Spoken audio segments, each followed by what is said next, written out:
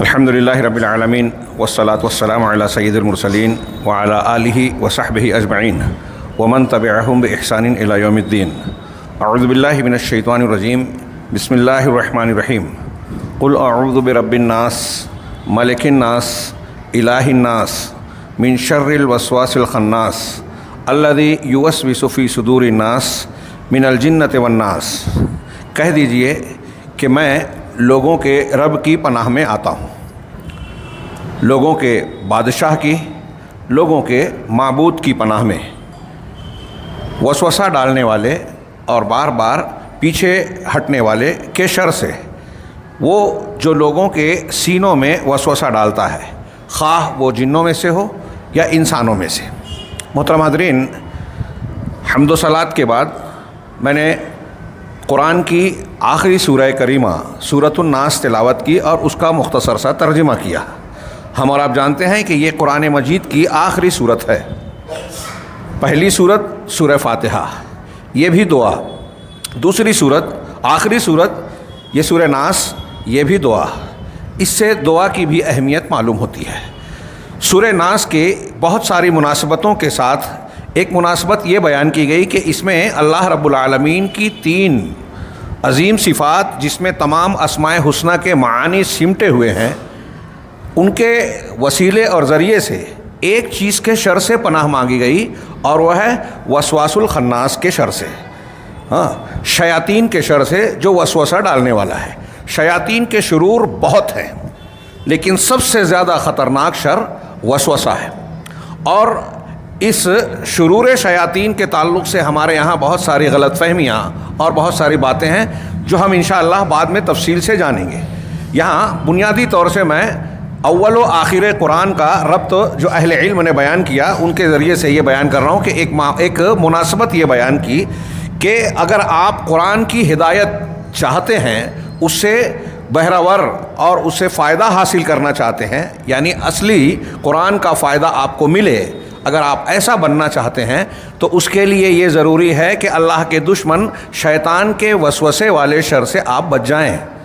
اللہ رب العالمین نے ہماری آپ کی انسانیت کی ہدایت کے لیے قرآن دیا۔ اہدنا الصراط المستقیم کے تحت جب ہم نے دعا مانگی جو اللہ نے ہی سکھائی، اس کے جواب میں اللہ نے قرآن مجید کی ہدایت عطا فرمائی محمد رسول اللہ صلی اللہ علیہ وسلم کی تشریح کے ساتھ۔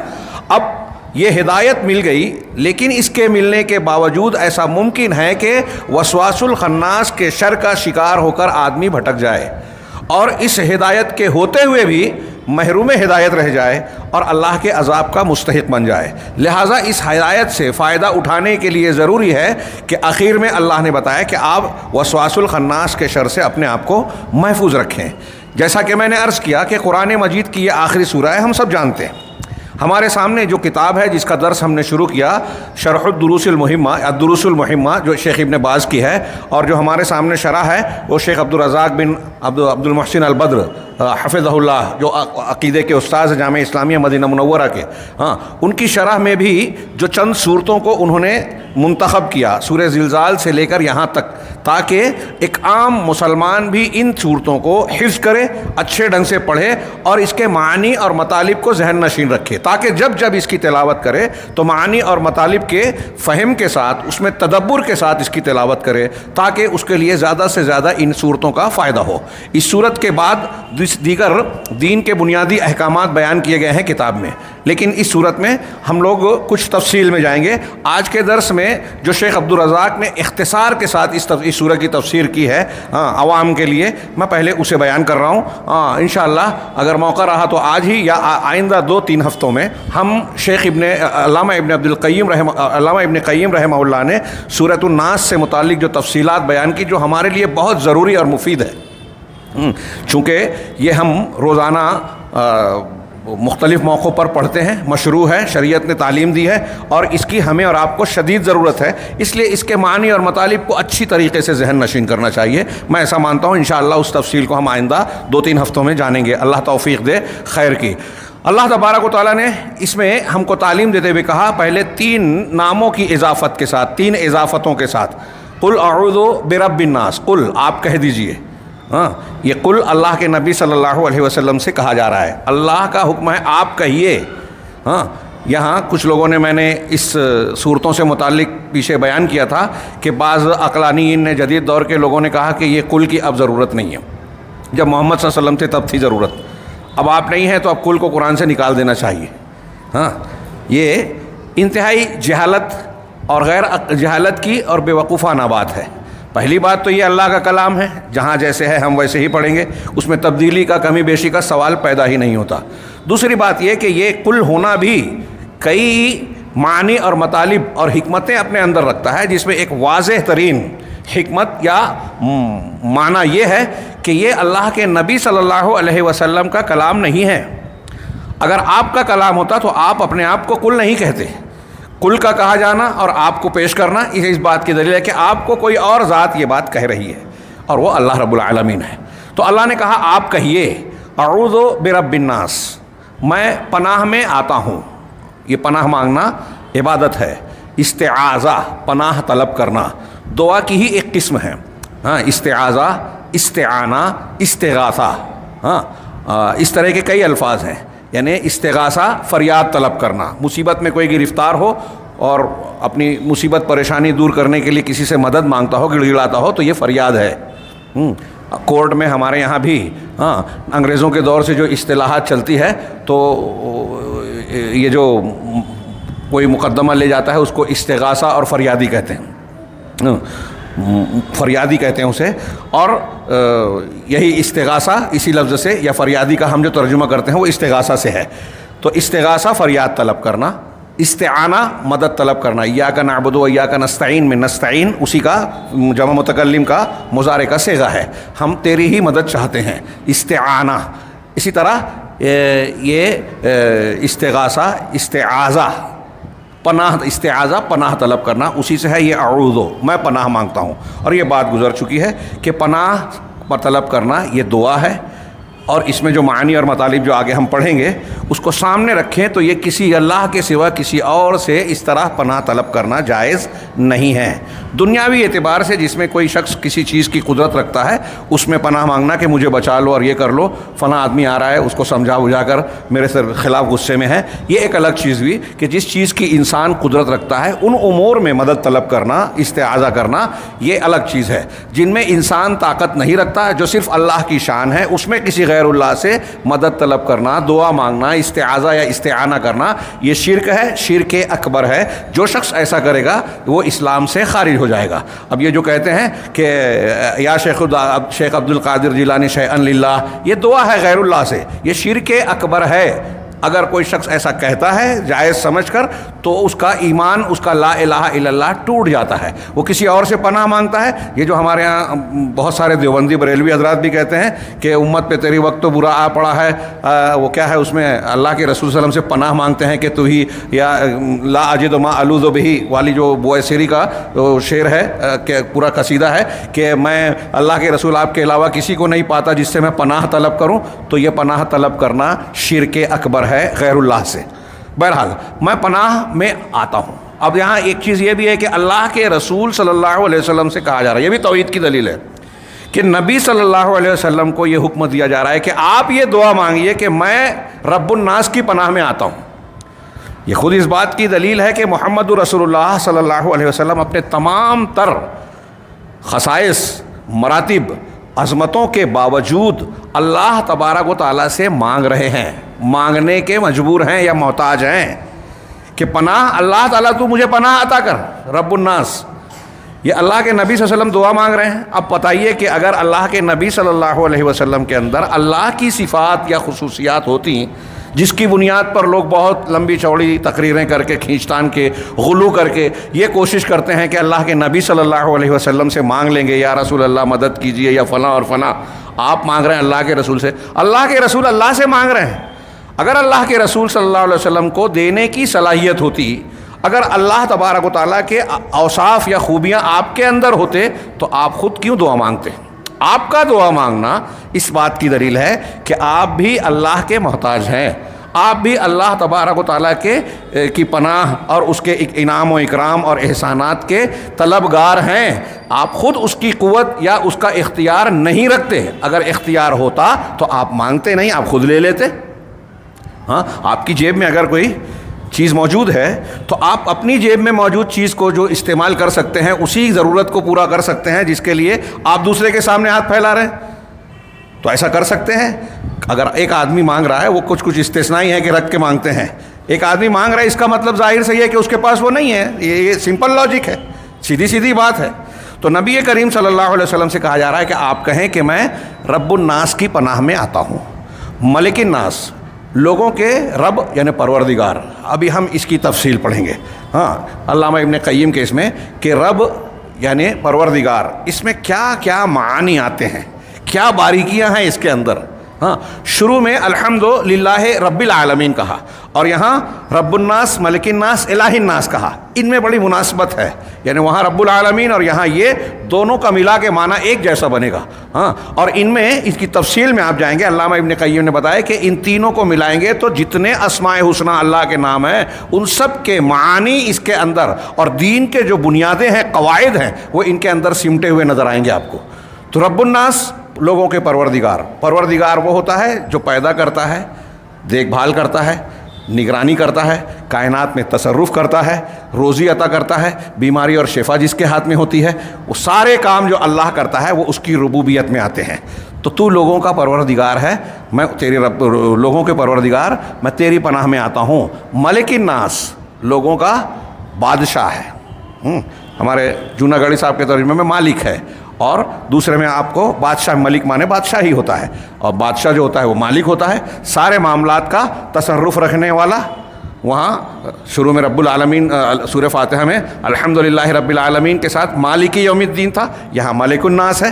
ہاں، نتیجہ دونوں کا ایک ہے کہ لوگوں کا ملک ہے۔ ملک، بادشاہ وہ ہوتا ہے جو اپنے ماتحتوں، اپنی رعایا کے سارے معاملات کا اختیار رکھتا ہے، اس کا قول اور اس کا فعل ان پر نافذ ہوتا ہے، وہ ان کے اندر اپنے احکامات جاری کرتا ہے۔ ہاں، تو ملک الناس یعنی لوگوں کے ملک، بادشاہ جس کا لوگوں پر فیصلہ نافذ ہوتا ہے۔ ہاں، وہ ربوبیت کا تقاضا ہے ملک ہونا، اور ملک کی تکمیل ہے ربوبیت کی، یہ ہم آگے جانیں گے۔ الہ الناس، لوگوں کے معبود کی پناہ میں آتا ہوں، یعنی وہ ذات جس کی عبادت کی جائے۔ معبود جو رب ہے، جو ملک ہے، معبود ہونے کے لائق وہی ہے۔ گویا ان صفات میں ایک طریقے سے اللہ کی الوہیت کی دلیل بھی ہے۔ کفار مکہ اللہ کو رب مانتے تھے، الہ مانتے تھے، کائنات کے تصرف اسی کے ہاتھ میں ہے، یہ تسلیم کرتے تھے، پیدا کرنے والا وہ ہے، روزی دینے والا وہ ہے، بارش برسانے والا وہ ہے، پناہ دینے والا وہ، یہ مانتے تھے۔ اس کو دلیل بنا کر اللہ رب العالمین کی الوہیت کو ثابت کر رہا ہے کہ جب تم یہ ساری چیزیں مانتے ہو، یعنی ربوبیت اور ملک ہونا، اللہ کی شان مانتے ہو، تو الہ کسی دوسرے کو کیسے بنایا جا سکتا ہے، کس بنیاد پر بنایا جا سکتا ہے؟ الہ وہ ہوتا ہے جس کی طرف بندہ اپنی بندگی کے ساتھ رجوع کرتا ہے، اور کیوں کرتا ہے؟ کہ وہ اس کے امور کی نگرانی کرے، اس کی ضروریات کی پوری کرے، اس کی حفاظت کرے، دشمنوں سے اسے بچائے، اس کے ظاہری اور باطنی معاملات کی نگرانی کرے۔ اس میں یہ بھی شامل ہے کہ الہ وہی ہوگا کہ آدمی جب پریشان ہو تو جس کی طرف رجوع کرے، عبادت کرے، اس کے سامنے جھکے اور مانگے کہ میری یہ پریشانی ہے پروردگار تو پورا کر دے۔ تو لوگوں کا الہ بھی وہی ہے، ان تین ناموں کے ساتھ ہر جگہ الناس کہا، حالانکہ عربی قاعدے سے رب الناس و ملکہم و الہہم بھی کہا جا سکتا تھا، لیکن اس میں ظاہر لایا تاکہ معنی میں تقویت ہو۔ اور پھر ان دونوں کے بیچ میں، جیسا کہ عربی زبان میں اکثر ہوتا ہے، واو کا لفظ استعمال، واو کا حرف آتا ہے، جیسے فلاں اور فلاں اور فلاں اور فلاں ہم کہتے ہیں، تو یہاں اللہ کے ناموں کے مقامات پر دو تین جگہوں پر جو اس کا الگ معنی ہے، هو الاول والآخر، یہاں واو ملے گا، لیکن اکثر مقامات پر آپ اللہ کے نام جب قرآن میں پڑھیں گے تو وہاں بیچ میں واو نہیں ملے گا۔ ہاں، هو اللہ الذی لا الہ الا هو الملک القدوس السلام المؤمن المہیمن العزیز الجبار المتکبر وهو السمیع البصیر عزیز حکیم۔ ہاں، الحمدللہ رب العالمین الرحمن الرحیم، الرحمن والرحیم نہیں کہا، الملک والقدوس نہیں کہا، واو نہیں کہا۔ ہاں، اہل علم نے اس کی ایک حکمت یہ بیان کی کہ واو جب بیچ میں آتا ہے تو گویا اس میں مغایرت کا معنی پایا جاتا ہے۔ جیسے اگر کوئی کہتا ہے میں نے کھانا کھایا اور پانی پیا، تو اس کا مطلب بیچ میں اور لایا، تو اس اور سے پہلے اور کے بعد جو دو چیزیں ہیں، ان دونوں کے اندر مغایرت ہے، یعنی دو الگ الگ چیزیں ہیں، غیریت ہے، یہ اور یہ ان دونوں میں تھوڑا فرق ہے۔ کبھی متقارب بھی ہو تو دونوں میں فرق واضح کرنے کے لیے اور بولا جاتا ہے. ہاں فلاں اور فلاں اور فلاں, تو اور سے پہلے اور کے بعد والے میں فرق ہوتا ہے.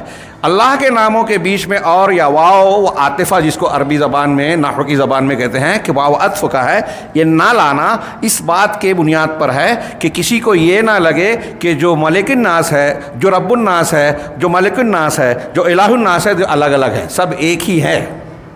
ہاں الملک وہی ہے, القدوس وہی ہے, السلام وہی ہے, المؤمن وہی ہے, الجبار المتکبر سب وہی ہے.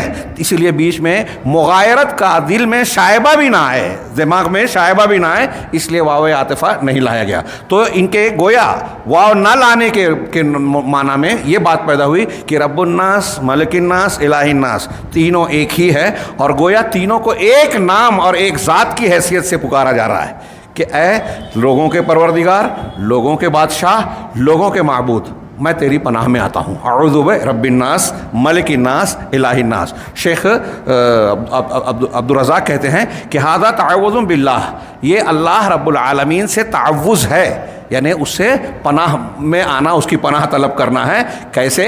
بذکر ربوبیت ہی و الوہیت ہی و ملک ہی, اس کی ربوبیت, اس کی الوہیت اور اس کی ملک اور سلطنت کے ذکر کے ساتھ.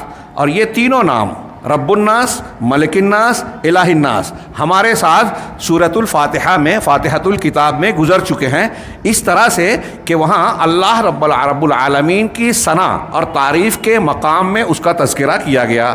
اور یہاں کتاب اللہ کے خاتمے اور اختتام پر بھی اس کے ذریعے سے استعاذہ اور بچاؤ طلب کرنے کی تعلیم دی گئی کہ انہی ناموں کے ذکر کے ذریعے سے آدمی پناہ طلب کرے. اللہ جل شانہ کی عظمت بلند و بالا ہے. اس کے بعد شیخ کہتے ہیں کہ من شر, ان تینوں ناموں کے ذریعے سے, یہ بڑی اختصار کے ساتھ شیخ نے بیان کیا ہے, میں اس کو آج پورا کر رہا ہوں کہ جو ان کی تفسیر ہے. من شر الوسواس الخناس, الوسواس الخناس کے شر سے پناہ میں آتا ہوں.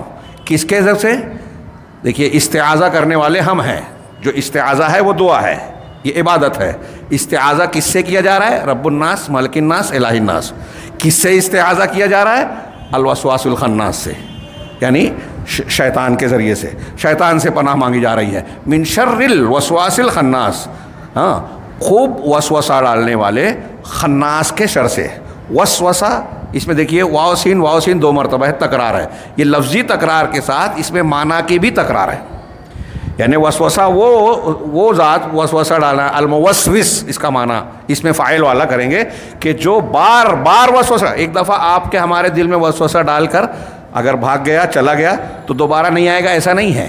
اس میں معنی یہ ہے کہ بتکرار بار بار وہ وسوسہ ڈالتا ہے, بھاگتا ہے, آتا ہے, پھر ڈالتا ہے, پھر ڈالتا ہے, یہاں تک کہ اپنے مقصد میں کامیاب نہ ہو جائے. وہ تھکتا نہیں, رکتا نہیں, بندوں کو مسلسل بہکاتا رہتا ہے. تو یہ تکرار لفظ. وسواس الخناس, خناسا چھپ جانا, ہٹ جانا, دور ہو جانا, ہاں پیچھے ہٹنا. ترجمہ یہی کرتے ہیں, پیچھے ہٹ جانے والے, بھاگ جانے والے کے شر سے. اگر اللہ کا ذکر کیا جائے, اللہ رب العالمین کے بتائے ہوئے ان امور کو اختیار کیا جائے جس سے شیطان ڈرتا ہے, بھاگتا ہے, تو شیطان پیچھے ہٹ جاتا ہے, لیکن پھر واپس پلٹتا ہے. جہاں بندے کے اندر کوئی غفلت ہوئی, اللہ کے ذکر سے وہ بے اعتنائی برتتا ہے, گناہ کی حالت میں یا غفلت کی حالت میں ہوتا ہے, ایسی حالتوں میں شیطان کا زور زیادہ چلتا ہے. ہاں وہ آ کے بہکانے کی کوشش کرتا ہے. تو کہا کہ من شر الوسواس الخناس, بار بار پیچھے ہٹ کر پھر آ کر وسوسہ ڈالنے والے کے شر سے. شیخ نے کہا وہ شیطان, یہ شیطان ہے. ذکر بہذین الوصفین, ان دو صفات کے ذریعے سے اس کو ذکر کیا گیا. پہلی صفت کیا؟ الوسواس, الذی یلقی الوساوس فی الصدور. وسواس وہ جو سینوں میں وسوسہ ڈالتا ہے, سینوں میں وسوسہ ڈالتا ہے. ہاں طبی اعتبار سے شیخ کیلانی نے کہا کہ اگر یہ کیفیت ہوتی ہے تو ڈاکٹر لوگ کہتے ہیں کہ برہم ہے, وہم ہے, ہاں اور دل میں برے خیالات آتے ہیں اور ایسا ہے اور ویسا ہے. لیکن شرعی اعتبار سے دلوں میں وسوسہ ڈالنا, وسوسے سے متعلق ہم تفصیلات آئندہ دروس میں جانیں گے. یہ شیطان کا سب سے برا شر ہے. اور انسان کے دل میں وساوس کی یلغار کرتا ہے. کس حد تک کرتا ہے یا آپ اس سے اندازہ لگا سکتے ہیں. آپ علامہ ابن قیم کی شرح میں پڑھیں گے, انشاءاللہ ہم لوگ جانیں گے کہ یہ جو اولیاء صالحین بزرگان تو چھوڑیے, انبیاء تک کے دل میں وسوسہ ڈالنے کی کوشش کر چکا ہے. ہمارے باپ آدم علیہ الصلوۃ والسلام کو وسوسہ لہم الشیطان ہے نا قرآن میں. اگرچہ یہ ہم امر قدری مانتے ہیں لیکن سبب کیا بنا, ذریعہ کیا بنا؟ شیطان کا وسوسہ کہ حضرت آدم علیہ الصلوۃ والسلام نے شجر ممنوعہ چکھا انہوں نے, اور حضرت حوا علیہ السلام نے, اور جنت سے نکلنے کا سبب بنے.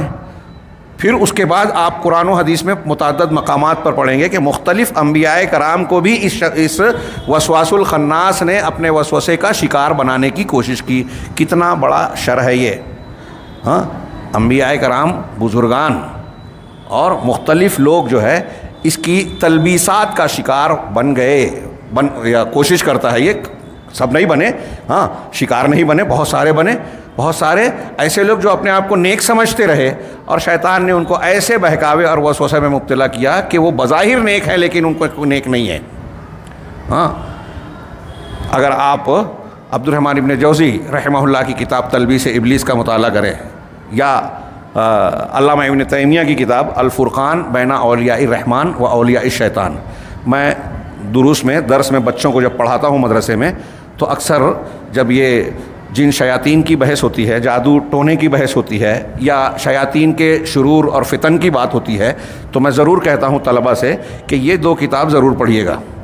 اور یہ بھی کہتا ہوں کہ ہندوستان پاکستان کے جو حالات ہمارے یہاں ہیں دینی اعتبار سے, عقیدے کے اعتبار سے, تو ان 2 کتابوں کو ہر گھر میں پہنچانے کی کوشش کرنا چاہیے.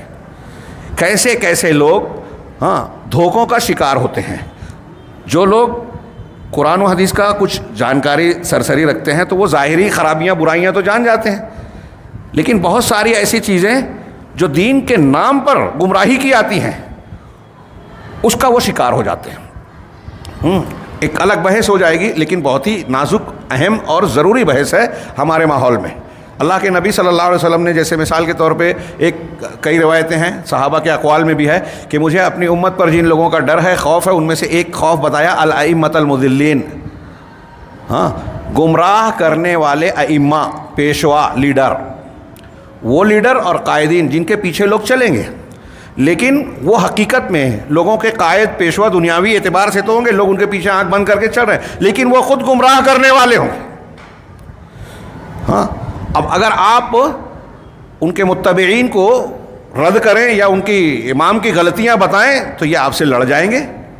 آپ دیکھیے آج کے موجودہ ماحول میں جو لوگ مسلمانوں کو تباہی اور بربادی کے راستے پر لے جا رہے ہیں, اگر کوئی نشاندہی کرتا ہے تو بجائے اس کے کہ اس کی بات کو جو خیر خواہ ہے, جو ان کا اچھا بتا رہا, اچھا چاہتا ہے, اس کی بات کو چھوڑ کر وہ اپنے امام کو دامن پکڑے ہی رہتے ہیں اور صحیح بات کہنے والوں کو کا رد کرتے ہیں. یہ کوئی چھوٹی مصیبت نہیں ہے, بہت بڑی مصیبت ہے. اور یہ ساری چیزیں کیسے ہوتی ہے؟ جتنی یہ باتیں ہوتی ہے شیطان کے وسوسے سے. جب یہ وسوسہ ڈالتا ہے تو نتیجہ کیا نکلتا ہے کہ جو نیکی ہے انسان اس کو برائی سمجھتا ہے, جو برائی ہے اس کو اچھا سمجھتا ہے. شیطان جیسے قرآن میں متعدد مقامات پر آپ کو ملے گا کہ زین لہم اعمالہم, کافروں کو, مشرکوں کو, برے لوگوں کو ان کے اعمال کو خوشنما بنا کے دکھاتا ہے, خوبصورت بناتا ہے, آراستہ کرتا ہے. تو جو برے اعمال ہے یہ اپنے وسوسے کے ذریعے سے اس کو اچھا بتاتا ہے, اور جو اچھی چیزیں ہیں ان کو برا دکھاتا ہے. توحید کی آج دیکھیے کہ کتنے لوگ قرآن حدیث کی بالکل اگر کوئی آپ موٹی موٹی تعلیمات کو پڑھیں گے نا سرسری بھی, تو ایک نتیجہ بالکل واضح ہوگا کہ قرآن کا اور تمام انبیاء کا بنیادی مقصد ہے توحید کا اس بات کرنا, اللہ رب العالمین کی وحدانیت کو ہر اعتبار سے ثابت کرنا, لوگوں کو قبول کروانا, اس کی تعلیم دینا, اور اس کی ضد جو شرک ہے اس کا ہر اعتبار سے رد کرنا, ہر قسم کا رد کرنا. لیکن مسلمانوں کی اکثریت آج کے ماحول میں جو بڑا علمی دور کہلاتا ہے, اور آپ دیکھیں گے کہ ہر مسلک کے ماننے والے, ہر گروہ اور جماعت کے پاس ایسے افراد ہیں جن کا نام بہت لمبے چوڑے القاب کے بعد آتا ہے. بڑے علامہ ہیں, فہامہ ہیں, مفسر, محدث, فقیہ, اور فلاں ملت, امام ملت, کتب زماں اور فلاں معلوم نہیں کیا کیا القاب لگائے جاتے ہیں. لیکن جب آپ کھنگالیں گے تو دیکھیں گے کہ وہ علامہ توحید نہیں جانتے, یا لوگوں کو ایسی تعلیم دیتے ہیں جو توحید کے خلاف ہے, شرک کی تعلیم دیتے ہیں, اور اس کو خوبصورت بناتے ہیں. شیاطین الجن کے ساتھ ساتھ یہ شیاطین الانس کا کام کرتے ہیں. بہت ذمہ داری سے کہہ رہا ہوں, بہت اہم اور ضروری بات ہے یہ.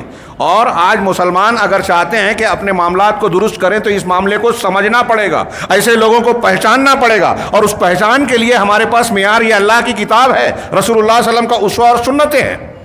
اس کو آئینہ بنائیے، معیار بنائیے اور پرکھیے۔ شخصیات سے دین اور حق نہیں پہچانا جاتا، دین اور دین کی تعلیم اور اصولوں کی بنیاد پر شخصیات کو پہچانا جاتا ہے۔ یہ اصول آج لوگوں نے پلٹ دیا، جیسا کہ ہمیشہ ہوتا رہا ہے کہ کسی انسان کو بڑا مان لیا، اب اس کے پیچھے چل رہے ہیں تو اس نے صحیح کو بھی غلط کہا مان لیا، غلط کو صحیح کہا قبول کر لیا۔ یہ گمراہی کا بہت بڑا سبب ہے۔ چنانچہ یہ وسوسے کا میں تھوڑا سا اشارہ کر رہا ہوں، ہاں کہاں کہاں تک وسوسہ ڈالتا ہے۔ ہم روایتیں پڑھیں گے، اللہ کے رسول صلی اللہ علیہ وسلم نے فرمایا کہ شیطان تمہارے پاس آ کر کہے گا کہ دیکھو اس کو اللہ نے پیدا کیا، اس کو اللہ نے پیدا کیا، اس کو اللہ نے پیدا کیا، پھر یہاں تک پہنچے گا کہ اللہ کو کس نے پیدا کیا۔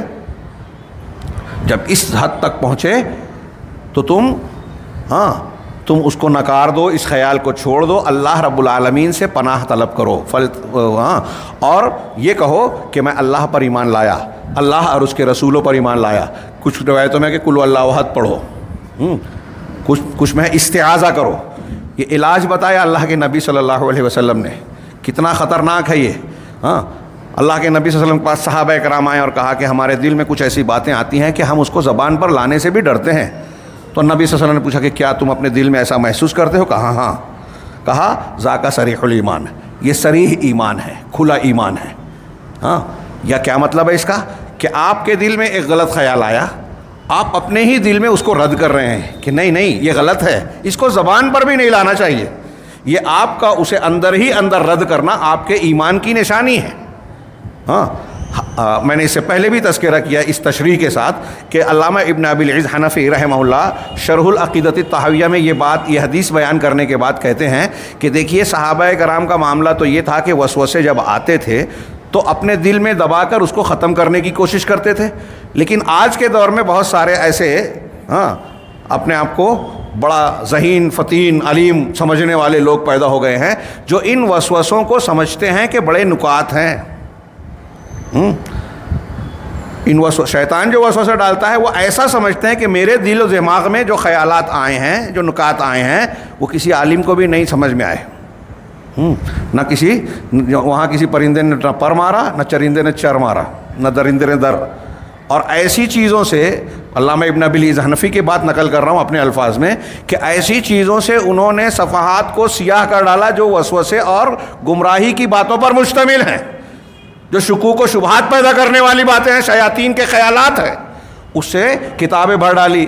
آج ہم دیکھ رہے ہیں کہ ایسی چیزوں کو لوگ بیان کرتے ہیں، منکرین حدیث، صحابہ کرام پر طعن و تشنیع کرنے والے، قادیانی، بہائی، یہ جتنے اہل اہوا ہیں، بدعتی، خرافاتی یا گمراہ فرقے ہیں، جماعتیں ہیں، اور جو دین حق سے، منہج حق سے کسی بھی قدر ہٹے ہوئے ہیں، ان کے یہاں جو باتیں آپ پائیں گے کہ دین کا، قرآن و حدیث کا نام لے کر وہ قرآن و حدیث کے خلاف باتیں کر رہے ہیں، وہ دراصل یہی وسواس الخناس کا شر ہے۔ اس سے پناہ مانگنے کی اللہ کے رسول اللہ تبارک و تعالیٰ نے ہم کو تعلیم دی ہے۔ تو کہا پہلی صفت اس کی بتائی وسواس، الذی یلقی الوساوس فی الصدور، وہ جو سینوں میں وسوسے ڈالتا ہے۔ الخناس، خناس سے کا مطلب شیخ نے بیان کیا الذی ذکر اللہ خنس وانطرد وابتعد عن الانسان، کہ وہ ذات کہ جب اللہ کا ذکر کیا جائے تو وہ چھپ جاتا ہے، بھاگ جاتا ہے، پیچھے ہٹ جاتا ہے اور انسان سے دور ہو جاتا ہے، دور ہوتا ہے، چھپتا ہے، بار بار چھپتا ہے، بار بار پیچھے ہٹتا ہے، پھر پلٹ کر بار بار آتا ہے اور وسوسہ ڈالتا ہے۔ یہ خناس بھی اس کی صفت ہے شیطان کی۔ وفی ھذا، اب شیخ نے کہا کہ وفی ھذا الحث علی المحافظۃ علی ذکر اللہ، اس بات میں اللہ کے ذکر کی پابندی پر ابھارا گیا ہے، ترغیب دی گئی ہے، اور یہ بتایا کہ وَأَنَّ ذَلِكَ أَعْظَمَ وَاقٍ لِلْعَبْدِ مِنَ الشَّيْطَانِ، اور یہ بتایا، یہ اشارہ ہے کہ شیطان سے، بندے کو شیطان سے بچانے والی یہ سب سے عظیم چیز ہے کہ آپ اللہ کا ذکر کرتے رہیں۔ خناس کون ہے؟ جو پیچھے ہٹتا ہے، چھپ جاتا ہے۔ کب چھپتا ہے؟ جب آپ اللہ کا ذکر کرتے ہیں۔ جب آپ اللہ کا ذکر کریں گے تو شیطان بھاگتا ہے۔ اس کا کیا مطلب ہوا کہ آپ اگر شیطان کو اپنے سے دور رکھنا چاہتے ہیں، اپنے آپ کو محفوظ رکھنا چاہتے ہیں شیطان کے شر سے، تو آپ خوب اللہ کا ذکر کیجئے، وہ پیچھے ہی ہٹتا رہے گا، پیچھے ہی ہٹتا رہے گا۔ وَمَن يَعْشُ عَن ذِكْرِ الرَّحْمَنِ نُقَيِّضْ لَهُ شَيْطَانًا، قرآن نے کہا کہ جو شیطان کے رحمان کے ذکر سے اعراض برتتا ہے، غفلت برتتا ہے، تو ہم اس پر شیطان کو مسلط کر دیتے ہیں، فَهُوَ لَهُ قَرِينٌ، وہی اس کا ساتھی اور ہمنشین بن جاتا ہے۔ تو جو جتنا اللہ کے ذکر سے دور رہے گا، غافل رہے گا، اتنا زیادہ شیطان اس پر مسلط رہے گا۔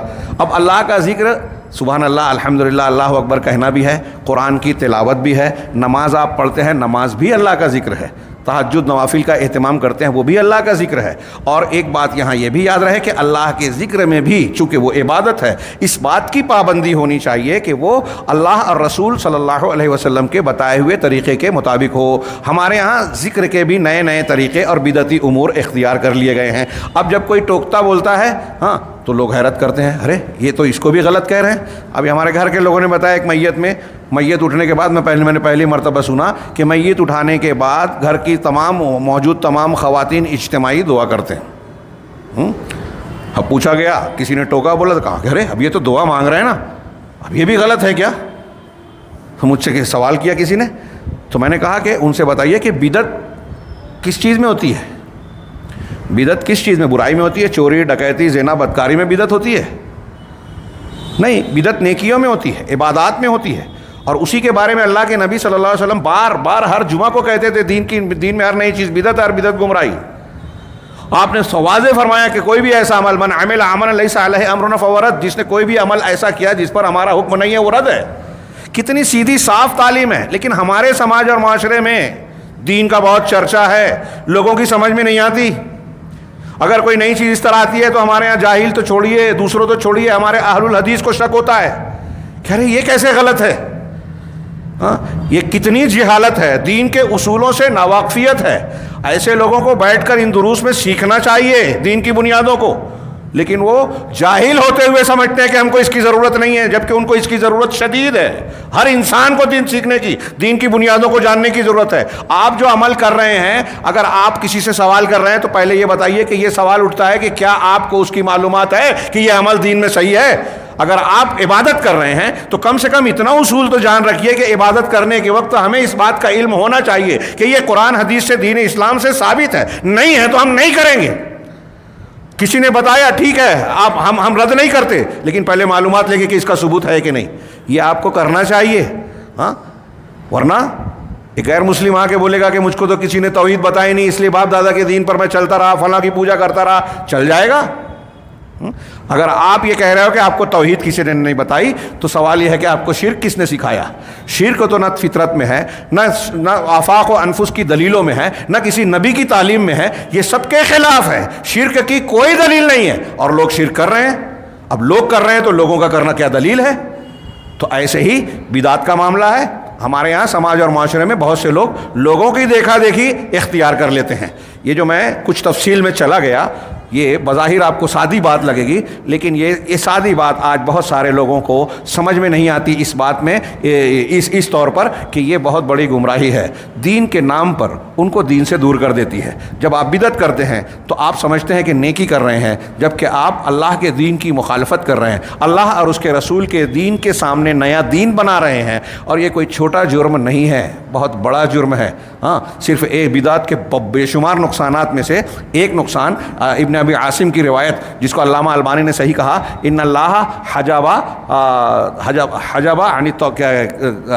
حجب التوبۃ عن کل صاحب بدعۃ، کہ اللہ تعالیٰ نے ہر عن کل صاحب بدعۃ او مبتدع او کما قال، کہ ہر بدعتی سے اللہ نے توبہ سے روک لگا دی، حتی یدع بدعتہ، یہاں تک کہ وہ اپنی بدعت چھوڑ دے۔ یعنی اگر ایک آدمی بدعت میں لگا ہے تو اللہ کی طرف سے توبہ کی توفیق اسے نہیں ملے گی، بدعت چھوڑے گا تو توفیق ملے گی۔ کتنی بڑی یعنی سرزنش اور یہ وعید ہے۔ چنانچہ میں یہ اشارے جو کر رہا ہوں، اگلے دروس میں علامہ ابن قیم کی شروحات میں اور زیادہ بہتر طریقے اور دلائل کے ساتھ انشاءاللہ یہ باتیں آئے گی۔ ہاں، شیخ نے کہا کہ اس میں اشارہ ہے اس بات کی طرف کہ آپ اللہ کا زیادہ سے زیادہ ذکر کریں۔ ہاں، اور یہ چیز جو ہے انسان کو، کسی بندے کو شیطان سے بچانے کا سب سے بڑا ذریعہ ہے کہ آپ اللہ کا ذکر کریں۔ علامہ ابن قیم نے شیاطین کے شر سے بچنے کے 10 اسباب بیان کیے ان کی کتاب میں، انشاءاللہ اس کا میں سرسری تذکرہ کروں گا آخر میں۔ لیکن یہاں یہ عرض کرنا چاہتا ہوں کہ ہمارے یہاں آج کل بہت سارے لوگ، کوئی بات ہوتی ہے، کسی ڈاکٹر طبیب حکیم کے پاس جاتے ہیں، وہ مختلف چیک اپ کرانے کے بعد کہتا ہے کہ ہماری سمجھ میں نہیں آیا کہ کیا بیماری ہے، تو آدمی کو شکوک و شبہات ہو جانے لگتے ہیں کہ جن شیطان آصب کا جادو ٹونے کا اثر تو نہیں ہے۔ ہم یہ انکار نہیں کرتے، جادو بھی ہوتا ہے، ہاں، جیسا کہ ہم نے من شر النفاثات فی العقد کی تفسیر میں پڑھا، حاسد کا شر بھی ہوتا ہے، اور اس طرح بعض شرور جو انسان کو دکھائی نہیں دیتے وہ ہوتے ہیں، لیکن جب جو چیزیں ہوتی ہیں شریعت نے اس کا علاج بھی صحیح بتایا ہے۔ اب ہمارے یہاں کچھ لوگ اس کے علاج کا دم بھرتے ہیں، اس کے لیے اب تو دکانیں تک کھلنے لگی ہیں، کچھ لوگوں نے اسے پیشہ بنا لیا، جبکہ سلف اسے کرتے تو تھے، پیشہ نہیں بناتے تھے۔ اس بات پر جو لوگ کرتے ہیں انہیں اچھی طرح سمجھ لینا چاہیے اور غور کرنا چاہیے۔ میں عوام اور خاص طور سے خواتین تک یہ بات پہنچانا چاہتا ہوں، ہماری ماؤں بہنوں تک، کہ وہ عموماً اس قسم کے معاملات میں جلدی جو ہے بھٹک جاتی ہیں، اور کوئی بھی معاملہ ہو جن شیطان یا کسی ڈر سے، کسی خوف سے فوراً متاثر ہو جاتی ہیں۔ آپ کو ایک بات تو یاد رکھنا چاہیے کہ زندگی کے نشیب و فراز، مسائل، بیماریاں، پریشانیاں، ہاں، وہ نفسیاتی ہوں، ذہنی ہوں، جسمانی ہوں، یہ اس زندگی کا ایک اٹوٹ حصہ ہے۔ انسان صرف جنت میں بغیر کسی دکھ پریشانی کے رہے گا، کوئی مسئلہ نہیں ہوگا۔ دنیا میں جو بھی انسان ہے، وہ دنیاوی اعتبار سے کسی مقام کا ہو یا دینی اعتبار سے، ان کو مختلف چیزیں لاحق ہوگی۔ بادشاہ کو بھی پریشانیاں آتی ہیں، انبیاء کرام علیہ الصلوۃ والسلام کو بھی شکوہ شکایات درپیش ہوتے ہیں، بیماریاں بھی آتی ہیں۔ ہاں، بیماریاں، انبیاء کی بات آئی تو ضمناً ایک اور بات، ابھی میں نے اس ہفتہ ایک کلپ دیکھی، ایک عالم صاحب تھے اور ان کے ساتھ سامنے بہت ساری پبلک، میرا خیال ہے ہمارے مالک سر انہوں نے ہی بھیجا تھا، اس میں انہوں نے بڑی بھیڑ میں، اب وہ بریلوی ہیں یا شیعہ ہے یہ سمجھ میں نہیں آیا، لیکن انہوں نے بیان کیا کہ اللہ کے نبی صلی اللہ علیہ وسلم کو بخار آیا، سر میں درد ہوا، اور ایک چیز کیا تھی، کہا یہ بخار اور سر میں درد یہ بیماری ہے ہی نہیں، بلکہ صحت کی علامت ہے۔ ایسا ہوگا جب پیٹ صحیح ہے اور فلاں صحیح ہے تو پیٹ بخار ہوتا ہے، اور جسم کا فلاں چیز صحیح ہے تو سر میں درد ہوتا ہے۔ اللہ اکبر، میں تو حیرت زدہ رہ گیا۔ تو انہوں نے اس سے اور ایک اور بیماری کا ذکر کیا ایک روایت میں کہ فلاں، نہیں وہ الگ چیز ہے، ہاں وہ پھر دوسری کلپ ہے۔ تو اس میں انہوں نے 3 چیزوں کا ذکر کیا جس کا حدیثوں میں ذکر ہے کہ نبی کریم صلی اللہ علیہ وسلم کو بخار ہوا، سر میں درد ہوا۔ انہوں نے ذکر کیا کہ کربلا میں جو ہے اہل بیت میں سے زین العابدین کو جو ہے بخار آ گیا اور فلاں کو سر میں درد ہوا۔ ایسے 2-4 واقعات ذکر کیا ہے، مجھے ٹھیک سے وہ یاد نہیں، لیکن ذکر کیا کہ اہل بیت کو، حضرت علی کو، فلاں کو سر میں درد اور بخار ہوا، تو انہوں نے کہا یہ بیماری نہیں ہے۔ گویا وہ یہ اشارہ کر رہے ہیں کہ اہل بیت کو، اولیاء اللہ کو بیماریاں نہیں ہوتی۔ اور جب انہوں نے یہ بیان کیا تو پبلک کی طرف دیا نعرہ تکبیر، سبحان اللہ، اللہ اکبر کے نعرے لگ رہے ہیں، واہ واہ کے مشاعرے کی طرح جو ہے ان کے یہاں جو رواج یا ریت ہے، ہاں، دین کو کھلواڑ بنا رکھا ہے، داد دے رہے ہیں۔ میں حیرت زدہ رہ گیا کہ عوام تو چلو عوام ہیں، یہ ائمہ مضلین میں شمار نہ کریں ان کو تو کیا کہیں۔ اب بتائیے کہ قرآن میں کتنا صاف ذکر ہے، یہ اللہ کے رسول اللہ پناہ مانگ رہے ہیں۔ قل اعوذ برب الفلق ہم پڑھ چکے ہیں، ہاں، من شر غاسق اذا من شر النفاثات فی العقد۔ پھر اس کے علاوہ حضرت ابراہیم علیہ الصلوۃ والسلام کے قول میں موجود ہے وَإِذَا مَرِضْتُ فَهُوَ يَشْفِينِ، کہ جب میں بیمار پڑتا ہوں تو وہ مجھ کو شفا دیتا ہے۔ حضرت ابراہیم بیمار پڑ سکتے ہیں، ہاں، حضرت علی یا باقی لوگ ان کو بیماری نہیں آئے گی۔ تو اب وہ کون سی بیماری تھی؟ بخار اور سر میں درد رہا ہوگا تو آپ کہیں گے بیماری نہیں ہے، قرآن اس کو بیماری کہہ رہا ہے، جو بھی تھا۔ حضرت ابراہیم کہہ رہے ہیں میں جب بیمار پڑتا ہوں۔ نبی کریم صلی اللہ علیہ وسلم کے آخری وقت میں جو ہے آپ روایتوں میں، حدیثوں میں پڑھیں گے کہ پھر اس مرض میں جس میں آپ کی موت ہوئی، اور ہم بھی اصطلاحاً مرض الموت کہتے ہیں، موت کی بیماری، تو اس میں کئی تکلیفیں ہوئی، جس میں آپ صحیح روایتوں میں پڑھیں گے کہ انتقال سے 3 دن پہلے، 4 دن پہلے جو واقعات آپ کے ساتھ پیش آئے، آپ نماز کے لیے اٹھنے لگے، بے ہوش ہو گئے، ہوش میں آئے، پانی منگایا، غسل کیا، پھر اٹھنے لگے، پھر بے ہوش ہو گئے، 3-4 مرتبہ ایسا ہوا۔ تو کیا بے ہوشی کو بھی آپ کہیں گے بیماری نہیں ہے؟ ہاں، اب کوئی بعید نہیں ہے، کیونکہ وہ لوگ کہتے ہیں کہ اللہ کے رسول کی وفات ہوئی تو آپ کی وفات موت نہیں ہے۔ ہاں، احمد رضا خان صاحب سے قول نقل کرتے ہیں کہ دیکھیے وہ موت ہوئی نا تو چند لمحوں کے لیے ہوئی، ہاں، چند لمحوں کے لیے وہ کہہ رہے ہیں، ہم مستقل کہہ رہے ہیں، تو مستقل کہنے سے اللہ کے رسول کی شان میں گستاخی ہو جائے گی، ایسا وہ سمجھتے ہیں۔ جبکہ قرآن نے ماتا کا لفظ کیا افإن مات او قتل انقلبتم علی اعقابکم. قرآن نے کہا انک میت و انہم میتون. تو قرآن میں بھی اللہ کے رسول کی شان میں گستاخی ہے. سیدنا ابوبکر صدیق آپ کے وفات کے وقت کہتے ہیں من کان یعبد محمدا فإن محمدا قد مات. جو محمد کی عبادت کرتا تھا سن لے محمد صلی اللہ علیہ وسلم کی وفات ہو گئی. میں وفات ہونا ترجمہ کر رہا ہوں. ہاں یہ ہمارا ڈر ہے. ہاں یہاں لفظ کیا ہے؟ ماتا، مر گئے. ابوبکر صدیق رضی اللہ تعالیٰ عنہ اللہ کے رسول صلی اللہ علیہ وسلم کی شان میں گستاخی کر رہے ہیں. بریلوی حضرات یہ کہیں گے کہ ارے اللہ کے رسول کے لیے موت کا لفظ استعمال کیا، قرآن نے بھی کیا، صحابہ نے کیا. تو اب یہ جب یہ موت کا لفظ قرآن حدیث میں موجود ہے، صحابہ بھی مانتے تھے، ہاں اس کا انکار کر دیتے ہیں تو بیماری کا انکار کیا تو کون سی بڑی بات ہے؟ دین کو قرآن و حدیث سے سمجھیے، ہاں اور اپنے آپ کو ان گمراہیوں سے نکالیے. میں یہاں یہ عرض کر رہا تھا کہ اللہ کے انبیاء کرام ہمارے لیے جب نمونہ تھے تو اللہ تبارک و تعالیٰ نے ان پر بھی ایسے معاملات جاری کیے جو عام انسانوں کو کچھ لاحق ہوتے ہیں. جیسے ہم بیمار ہوتے ہیں تو وہ بھی ہوتے تھے، ہم بے ہوش ہوئے وہ بھی ہوئے. عام انسانوں پر جادو ٹونا اسیب کا اثر ہو سکتا ہے، ہوتا ہے. نبی صلی اللہ علیہ وسلم پر بھی اللہ تعالیٰ نے کروایا کا مطلب یہ کہ کرنے کی چھوٹ دی، ورنہ اللہ تعالیٰ تو حفاظت کرنے والا تھا آپ کی. ہاں لوگ منکرین حدیث سوال کرتے ہیں اللہ کے نبی صلی اللہ علیہ وسلم میں جادو نہیں ہوا، وہ روایتیں جھوٹی ہے، غلط ہے. بس بعض علماء نے بھی لکھ دیا، شمس پیرزادہ صاحب وغیرہ نے. ہاں ان کی یہ غلطی ہے، صریح غلطی ہے، روایتوں سے ثابت ہے، سر تسلیم خم کرنا چاہیے، قرآن سے ثابت ہے. اور پھر نبی صلی اللہ علیہ وسلم پر جادو ہوا، یہ توحید کی دلیلوں میں سے ایک دلیل بھی ہے. آپ کا بیمار ہونا، آپ کا سر میں درد ہونا دلیل ہے توحید کی. جیسا کہ میں نے یہ کہا کہ آپ پناہ مانگ رہے ہیں اللہ سے، اللہ سکھا رہا ہے کہ میں پناہ مانگتا ہوں، پناہ میں آتا ہوں رب الناس ملک الناس الہ الناس کی. اس کا مطلب آپ کو ضرورت ہے اللہ کے بچاؤ کی، اللہ کی حفاظت کی، اللہ کی شفا دینے کی، اللہ کی نگرانی کی. آپ کے اندر خود اگر اللہ کی صفات ہوتی تو آپ یہ مانگتے نہیں، آپ کو یہ تعلیم نہ دی جاتی. ہاں آپ کا بیمار پڑنا، آپ کے سر میں درد ہونا، آپ کو بخار ہونا، آپ پر جادو کا اثر ہونا، یہ دلیل ہے اس بات کی کہ آپ بشر ہیں، آپ اللہ نہیں ہیں. آپ بہت سب سے مخلوق میں سب سے اونچا مقام رکھتے ہیں. ہاں عرش پر چلے گئے، عرش کے کیا سدرۃ المنتہا تک چلے گئے.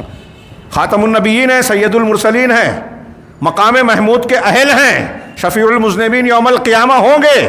بالکل صحیح ہے، لیکن اللہ کے بندے ہیں، اللہ کے اختیارات میں معمولی سے بھی شریک نہیں ہے. یہ ایمان ہے، یہ توحید ہے.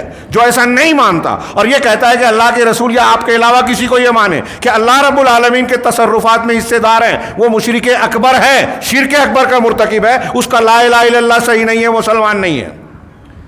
اور میں یہاں یہ عرض کر رہا تھا کہ اپنی ماؤں بہنوں تک اور آج کے سماج میں یہ بھیجا جائے، اللہ تبارک و تعالیٰ نے آپ کے لیے یہ علاج اتارا ہے. پھونک جھاڑ کرنے والوں کی آپ کو ضرورت نہیں ہے. قل اعوذ برب الناس، قل اعوذ برب الناس پڑھیے. شیخ نے کہا کہ یہ شیطان کے شر سے بچانے کا سب سے بہترین طریقہ اللہ کا ذکر ہے. اور اللہ کے ذکر میں تعوذات ہیں، تعوذات میں قل اعوذ برب الناس اور قل اعوذ برب الفلق ہیں. اللہ کے نبی صلی اللہ علیہ وسلم کی یہ روایتیں ہم پڑھ چکے ہیں کہ جب آپ یہ دو صورتیں جب نازل ہو گئیں تو آپ نے دوسرے استعاذوں کو چھوڑ دیا، اسی کو اختیار کر لیا.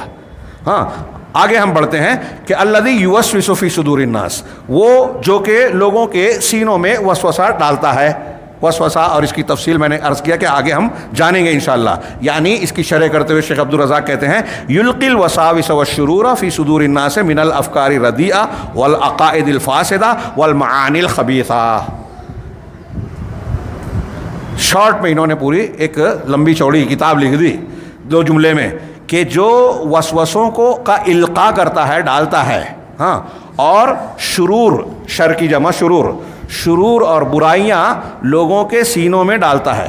کون سی برائیاں، کون سے شرور؟ الافکار الردیہ، گھٹیا غلط قسم کے افکار، خیالات، والعقائد الفاسدہ، فاسد اور بگڑے ہوئے عقیدے، والمعانی الخبیثہ اور خبیث اور گندے معانی اور مطالب.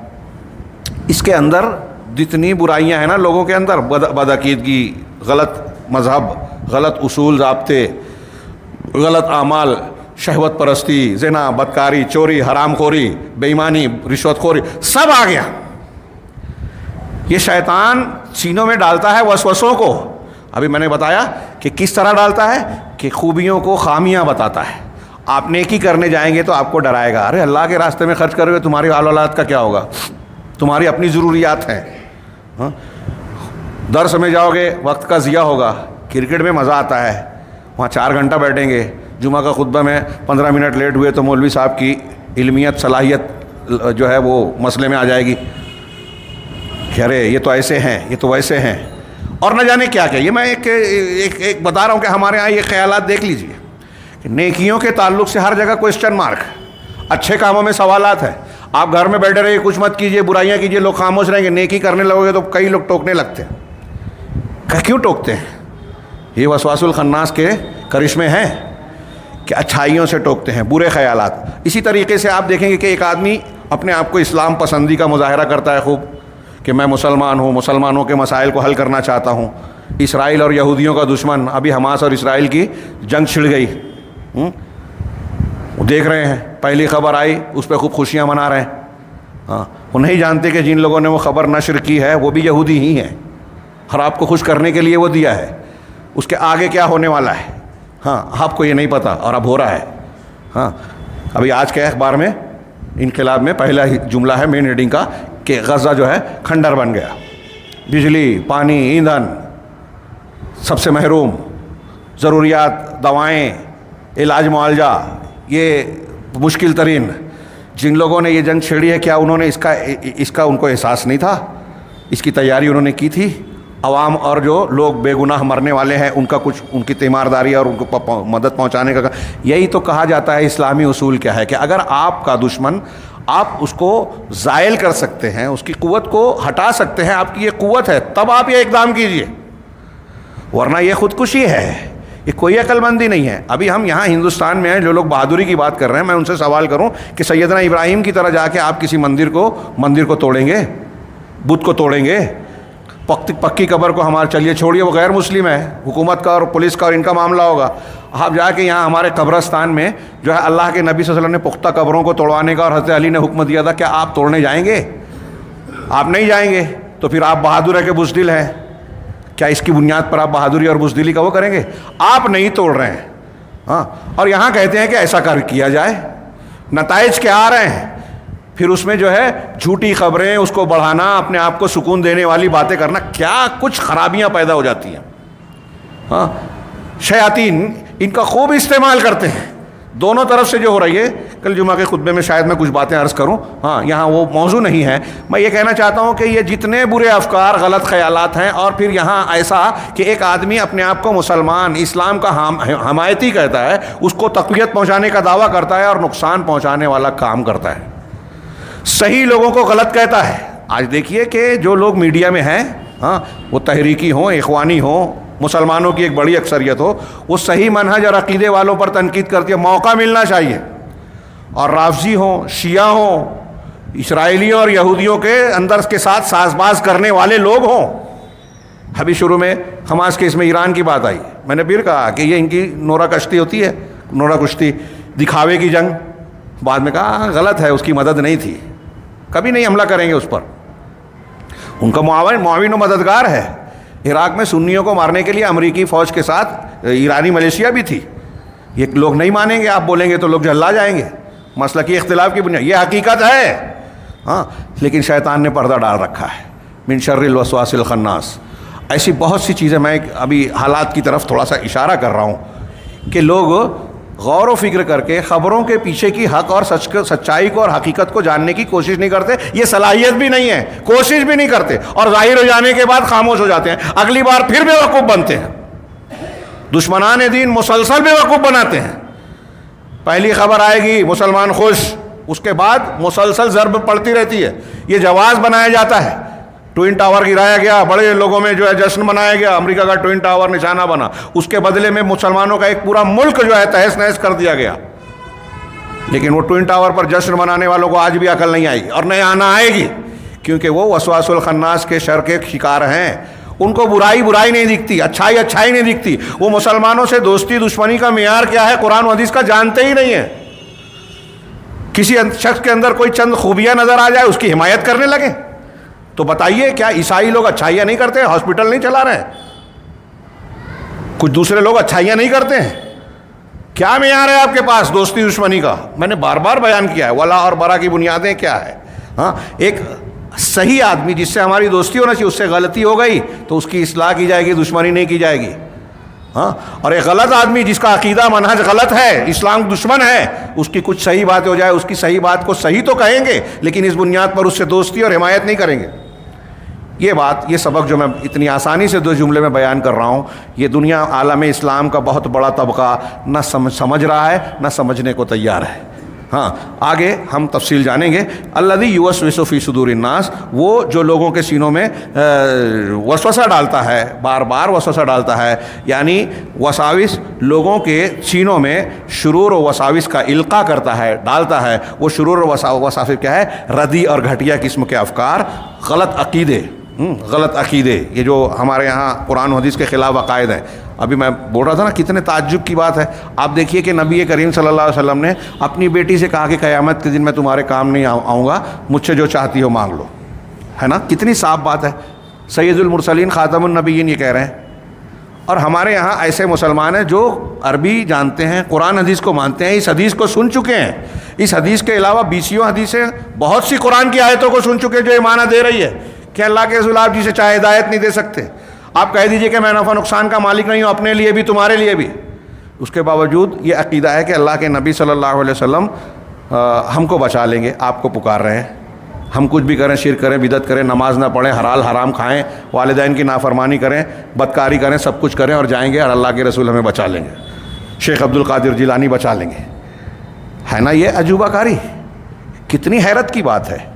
اس سے زیادہ حیرت کی بات ہے قرآن حدیث کو ماننے کا دعویٰ کرتے ہیں. اور ہم جانتے ہیں کہ جو یہ عقیدہ رکھتے ہیں اس میں سے بہت بڑی تعداد ایسی ہے جو آیتوں حدیثوں کے جو میں نے ذکر کیا، اشارہ کیا، ان کو سن چکی ہے، لیکن اب شیطان ان کو پٹی پڑھاتا ہے، ان کی وہ تفسیر اور معنی مطالب بتاتا ہے، یہ غلط معنی، خبیث معنی بتاتا ہے کہ وہ اس کی بنیاد پر قرآن و حدیث کی اصل و مراد کو ماننے کے لیے، سمجھنے کے لیے تیار ہی نہیں ہے. ہاں، من الجنۃ والناس، وسوسہ ڈالنے والا وہ چاہے جنوں میں سے ہو یا انسانوں میں سے ہو. شیخ نے کہا یعنی وسواس جو ہے وہ کبھی جن ہوتا ہے اور انسانوں میں سے بھی ہو سکتا ہے. دل میں نہ دکھائی دینے والے طریقے پر وسوسہ ڈالنا یہ شیطان کی خصوصیت ہے. ہاں، اگرچہ کہ انسان بھی وسوسہ ڈالتا ہے، جیسے جھوٹی خبریں پھیلا کر، اکسا کر، غلط باتیں بیان کر کے، لیکن یہ ظاہر ہوتا ہے. وہ وسوسہ جو دل میں ڈالتا ہے اس میں شیطان کا اختصاص ہے. اس کی تفصیل ہم آگے کے 2-3 دروس میں انشاءاللہ پڑھیں گے. شیخ نے آخر میں کہا کہ اس حاصل کلام یہ ہے، یہاں اس صورت کا، ان صورتوں کے ذکر کا مقصود یہ ہے، حاصل یہ ہے کہ مسلمان سے یہ مطلوب ہے کہ وہ اللہ کے کلام کے معنی اور مطالب کو سمجھ کر پڑھے، اس کو سمجھے، قرآن کو سمجھ کر پڑھے. اور عوام کے لیے یہاں جو ایک اس کتاب میں چند صورتوں کو نقل کیا گیا ہے اس کا ذکر کر رہے ہیں کہ عام آدمی پورا قرآن سمجھ کر نہیں پڑھ سکتا، اس کے معنی اور مطالب کی گہرائیوں میں نہیں جا سکتا. تو شیخ نے کہا کہ عام آدمی کے لیے یہ کافی ہے کہ وہ ان صورتوں کو جن کا تذکرہ اس کتاب میں کیا گیا ہے، سورہ فاتحہ، پھر اس کے بعد سورہ زلزلہ سے لے کر سورہ زلزال، اذا زلزلت الارض سے لے کر سورہ ناس تک جو ہم نے پڑھا، ہاں، ان کو خاص طور سے یاد کرے اور اس کے معنی اور مطالب کی طرف بار بار مراجعہ کریں. آپ نے ایک مرتبہ درس سن لیا بس کافی نہیں ہے، آپ بار بار اس کو دہرائیں، پھر سے سنیں، پھر سے پڑھیں، تفاسیر پڑھیں، ہاں، اور اس کی دلالت اور معنی اور مطالب کو اچھی طرح سے دماغ میں بٹھائیں، جانکاری حاصل کریں، یہاں تک کہ ایسا ہو کہ حتی تکون تلاوتہم لہا، یہاں تک کہ اس کی تلاوت ہر مرتبہ جب آپ کریں، ہاں، اس کو بار بار دہرا کر، اس کے معنی اور مطالب کو بار بار سمجھ کر اس کو پڑھیں گے جب آپ، تو آپ کا ہر بار پڑھنا اس کی سمجھ کے ساتھ ہوگا، اس میں تدبر کے ساتھ ہوگا، اور اللہ تبارک و تعالیٰ نے اس میں جو خطاب کیا ہے، جو ہم کو ہدایت اور تعلیم دی ہے، اس کا ہم کو ادراک ہوگا، اس کا علم ہوگا. اور جب ہم ایسے ادراک، فہم و تدبر کے ساتھ، غور و فکر کے ساتھ ان کی تلاوتیں کریں گے تو اس کا فائدہ کئی گنا بڑھتا جائے گا، اجر و ثواب بھی بڑھے گا، فائدہ بھی بڑھے گا، اور ہمارے عقیدے اور ایمان پر، اخلاص پر، ظاہری اعمال اور باطنی عقائد و افکار پر اس کا بہت ہی اچھا اثر پڑے گا. اللہ تبارک تعالیٰ ہمیں اس کی توفیق عطا فرمائے. انشاءاللہ آئندہ 2-3 ہفتوں میں ہم اسی صورت سے متعلق علامہ ابن قیم کی بعض تصریحات کو پڑھیں گے. اللہ رب العالمین ہمیں خیر کی توفیق دے. وآخر دعوانا ان الحمد للہ رب العالمین.